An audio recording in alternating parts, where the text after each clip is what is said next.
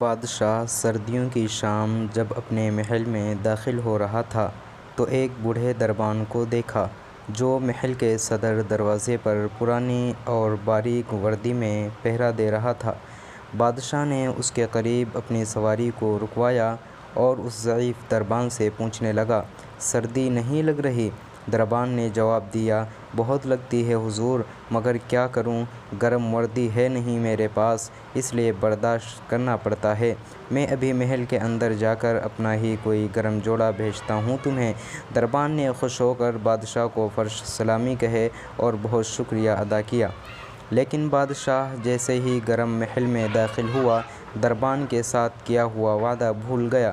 صبح دروازے پر اس بوڑھے دربان کی اکڑی ہوئی لاش ملی اور قریب ہی مٹی پر اس کی یخ بستہ انگلیوں سے لکھی گئی یہ تحریر بھی، بادشاہ سلامت، میں کئی سالوں سے سردیوں میں اسی نازک وردی میں دربانی کر رہا تھا، مگر کل رات آپ کے گرم لباس کے وعدے نے میری جان نکال دی۔ سہارے انسان کو کھوکھلا کر دیتے ہیں، اسی طرح امیدیں کمزور کر دیتی ہیں۔